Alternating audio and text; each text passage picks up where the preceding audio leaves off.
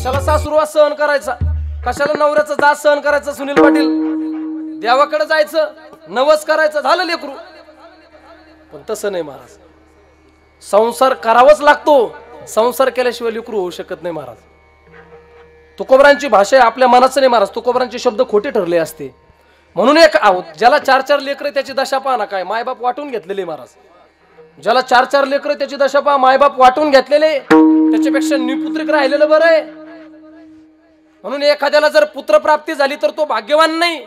बघा तुम्ही, काही काही वंशाचे दिवे त्यांनी पार दिवस लावला महाराज, दिवस लावला त्यांना. तुकोबराय म्हणतात, जर मला पुत्र द्यायचा असेल तर असा दे, पुत्र देई ऐसा गुंडा त्याचा तिही लोकी झेंडा. आपले पुत्र तशी नाही महाराज, पुत्र देई ऐसा गुंडा ज्याचा पोलीस स्टेशनवर झेंडा.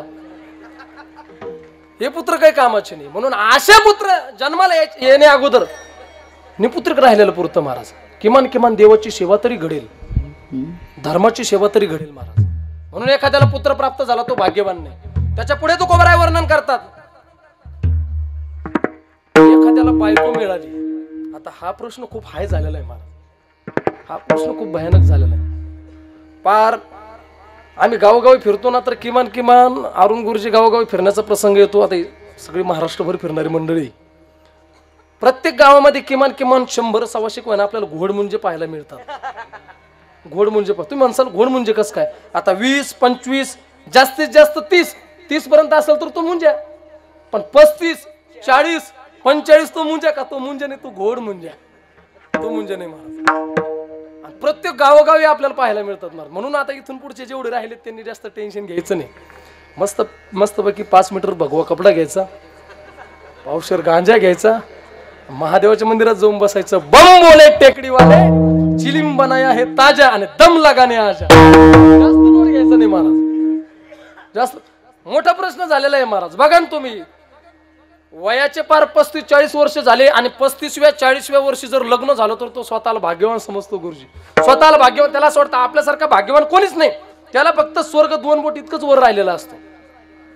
अहो खेटरा सगळं ते मारुतीच्या मंदिरात जातं आपलं. हा बुटा सगळं इकडे भाषा कळत नाही काय माहित आपली. आता असं म्हणतात की गाव बदललं की भाषा बदलती, म्हणून आपला तर त्या ठिकाणी जिल्हाच बदललेला आहे. खेटरा सगट बुटा सगट ते मंदिरात जातं देवाच्या. आता बुटा सगट मंदिरात जातं. आपलं भाग्य एक महाराज, तो मारुती बिचारा गरीब आहे, तर त्या मारुतीने एका गदामध्ये त्याला वाकडं केलं असतं. मारुती बिचारा गरीब आहे. अरे तू का मारुतीचा आजा आहे का चुलता आहे? आपण आपला धर्म, आपण आपली संस्कृती जपली पाहिजे महाराज. 2 बोट इतकं त्याला स्वर्ग वर राहिलेला असतो. लग्न झाल्या असा संसार चाललेला असतो त्यांचा, एवढा भारी संसार चाललेला असतो. असं वाटतं सत्यवान सावित्री, त्यांचा संसार बघितल्याच्या नंतर महाराज असं वाटतं की आपले 5-25 वर्ष वायाला गेले का काय, एवढा भारी संसार. सुरुवातीच्या काळात असं म्हणतात की बायको ही चंद्रमुखी असते, नुसता आवाज देईपर्यंतच उशीर राहतो महाराज. आवाज दिला की हजर. नवऱ्याच्या जवळ आली की ती म्हणत असते की अहो तुम्हाला चहा हवाय का? तो म्हणतो नको नको. ती परत विचारते की अहो ऐका ना, तुम्हाला थोडं दूध हवंय का? तो परत म्हणतो नको नको. ती परत म्हणते अहो तुम्हाला थोडी पाणी टाकून हवी का? कॉफी. म्हणजे सुरुवातीच्या काळामध्ये असं जोमानं त्यांचा संसार चाललेला असतो महाराज. कुठल्याही पद्धतीची ती कमतरता नसती. असं म्हणतात की सुरुवातीच्या काळामध्ये बायको चंद्रमुखी असते आणि असा काळ मध्यंतर आला की बायको सूर्यमुखी होते महाराज. तिच्या प्रेमात वाढ होते, तापमान वाढतं महाराज प्रेमाचं. सुरुवातीच्या काळामध्ये चंद्रमुखी असते, मध्यंतर आल्याच्या नंतर ती सूर्यमुखी होते. आणि जी बायको सुरुवातीच्या काळामध्ये आपण घरी आल्याशिवाय जेवण करत नव्हती, आपल्याशिवाय तिला एक क्षणभर त्या ठिकाणी करमत नव्हतं, आपल्याशिवाय क्षणभर सुद्धा ती आपल्याला सोडून राहत नव्हती, एवढं प्रेम करणारी बायको सुरुवातीच्या काळामध्ये चंद्रमुखी, मध्यंतर काळ आल्याच्या नंतर सूर्यमुखी, आणि ज्या वेळेस आपला काळ त्या ठिकाणी शेवटचा येईल तीच बायको आपल्याला काय म्हणते महाराज? मरता तरी बरे नासियेले घर तुम कोणी. जी बायको सुरुवातीच्या काळामध्ये चंद्रमुखी होती, मध्यंतर आल्याच्या नंतर सूर्यमुखी झाली आणि शेवटचा काळ आल्याच्या नंतर ती बायको ज्वालामुखी झाली. म्हणजे ती बायको शेवटच्या काळामध्ये काय म्हणते माहितीये का महाराज? गाढव म्हणते आपल्याला, धनस्कर. शेवटचा काळ आल्याच्या नंतर ती बायको काय म्हणते की नाशी येले घर थुंक कोणी या, कधी मरतं हे डंगर काय माहित. म्हणजे एवढं प्रेम करणारा जो संसार आहे महाराज, एवढं ज्या संसारासाठी आपण रात्रंदिवस खटाटोप केला, ज्या संसारासाठी आपण दिवसाची रात्र केली, रात्रीचा दिवस केला, हाडाचं काढ रक्ताचं पाणी, सगळ्या गोष्टी आपल्या पाठे, सर्व काही प्रयत्न आपण ज्या संसारासाठी रात्रंदिवस केले, पण तोच संसार आपल्याला कुठपर्यंत काम आला. आताच दादांनी प्रमाण दिलं की भाग्य तरी नोहे धन पुत्र दारा. ज्या गोष्टीला आपण भाग्य समजून बसलो ती गोष्ट आपल्यासाठी भाग्याची नाही महाराज, भाग्याची नाही. खरं भाग्य कशात असेल तर निकट वास बरा संताप आहे. अहो ज्या संसारासाठी आपण रात्रंदिवस प्रयत्न करतो, रात्रंदिवस खटाटोप करतो, त्या संसाराने आपल्याला काय दिलं हे आपण 2 वर्ष अगोदर आता भोगलं महाराज. बघा ना तुम्ही, ज्या लेकरा बाळा करता, ज्या कुटुंबा करता, ज्या बायको करता, ज्या परिवारा करता आपण रात्रंदिवस कष्ट केले, त्याच परिवाराने आपल्याला 2 वर्ष अगोदर काठीनं भाकर दिली. तुम्हाला सुद्धा दिली, मलाच नाही. आमचा तर वनवास झाला पण तुमचा सुद्धा झाला आमच्या माग माग. किशोर दादांनी सुद्धा शेडजी लावला.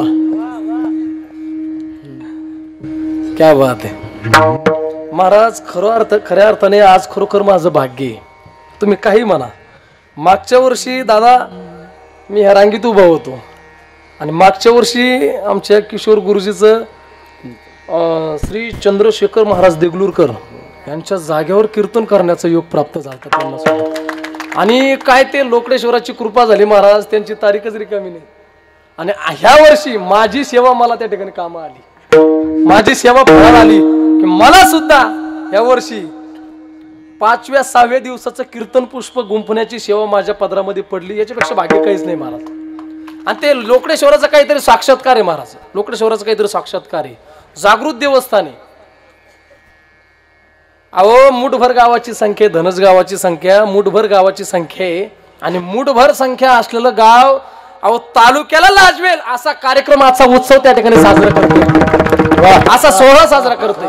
याच्यापेक्षा आणखी मोठं काय पाहिजे महाराज? सोपं नाही महाराज. सगळा महाराष्ट्राने तो उभा केलेला आहे. ही मंडळी सांभाळणं म्हणजे सोपं नाही महाराज. आणि त्याच्यापेक्षा धनस्करांपेक्षा माझं त्याच्यामध्ये परम भाग्य असं आहे की आज माझ्या कीर्तनामध्ये एवढी सर्व दिग्गज मंडळी उभा आहे. करता सुद्धा दिग्गज महाराज. याला भाग्य लागत, भाग्यशिवाय होत नाही. मी भाग्यावरच बोलणार महाराज, भाग्यशिवाय होत नाही महाराज. आणि तरुणांचा जो उत्साह आहे महाराज, पार महाराज घरातून निघल्यापासून तर मंडपात येईस तर गाडीतच. आजचा महाराज गाडीत आलेला आहे.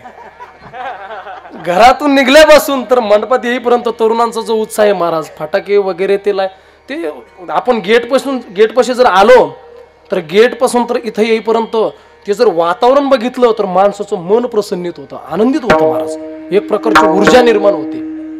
म्हणून तरुणांना सुद्धा द्यावे तितके धन्यवाद कमी. एकदा सर्वांनी धनस्करांसाठी एकदा सर्वांनी टाळ्या वाजवा. क्या बात है. म्हणून महाराज सर्वांचे धन्यवाद. आणि तुकोबराय वर्णन करतात की ज्या संसारासाठी, ज्या परिवारासाठी आपण रात्रंदिवस मरमर केली, रात्रंदिवस खटाटोप केला, रात्रंदिवस प्रयत्न केले, तो संसार कुठपर्यंत काम आला महाराज? दादांनी गोड असं प्रमाण दिलं. नाही रे नाही कुणाचे कुणी, नाही रे नाही कुणाचे कुणी, बही कुणाचे भाव कुणाचा, कोण कुणाचे सगळे सोयरे मेरा मागे राहतील सदा, उठती धागे दोरे प्राणमयचा माझा, प्राणमयचा बाजार नाही रे. कोण कोणाचं आहे महाराज? अहो एक दिवाळी चुकू द्या, एक दिवाळी चुकू द्या. जी बहीण महाराज गाणे गात होती की माझ्या भावाच्या वाड्याला सोन्याचं कुलूप चांदीचं कुलूप, एक दिवाळी चुकू द्या ती लोखंडाचं सुद्धा म्हणत नाही. एक दिवाळी चुकू द्या. जववरी चाले धंदा तववरी म्हणती माझा संसारातला महाराज. म्हणून ज्या संसारावर आपण प्रेम करतो, ज्या संसाराबद्दल आपल्या मनामध्ये मोह निर्माण झालेला आहे, तो संसार कुठपर्यंत काम येणार महाराज. म्हणून नको त्या गोष्टीसाठी आपण प्रयत्न करायला नाही पाहिजे. तुकोबराय तर म्हणतात हे कसं आहे महाराज, हे माईक आहे. माईक म्हणजे हे माईक नाही. या माईक मध्ये जर काही बिघाड झाली तर हे दुरुस्त करता येतं महाराज. पण हे जे 3.5 हाताचं माईक आहे, ह्या माईक मध्ये जर काही बिघाड झाली ना ती दुरुस्त करता येत नाही महाराज. हे जाणार आहे. ये रती माईक दुखाची जनी नाही आदियंती अवसान. हे कुठपर्यंत आपल्याला काम येणार आहे, कुठपर्यंत आपल्या सोबत राहणार आहे, हा आपण विचार केला पाहिजे महाराज. एक माणूस रडत रडत त्या ठिकाणी रंगनाथ गुरुजी परभणीकडे गेला आणि गुरुजींकडे गेल्याच्या नंतर तो गुरुजींना आपली व्यथा सांगू लागला की गुरुजी माझा सोन्यासारखा संसार चालू होता आणि सोन्यासारखा संसार चालू असताना देवाने काय माझ्यावर अवकृपा केली की अर्ध्या मधात माझ्या संसारावर एक संकट पडलं. माझी बायको मेली, माझ्या हातावर तुरी देऊन गेली. त्यावेळेस गुरुजींना सांगितलं की अरे तिचा जन्मच जाण्यासाठी झालेला आहे, ती काही तुझ्या हातावर अक्षता देऊन जाणार नव्हती, तुरी देऊनच जाणार होती. तिचा जन्मच जाण्यासाठी झालेला आहे. म्हणून नको त्या गोष्टीसाठी आपण दुःख करत बसलं नाही पाहिजे महाराज. अहो खरा भाग्यवान कोणाला म्हणावं, तुकोबराय वर्णन करतात. भाग्यवंत म्हणे तया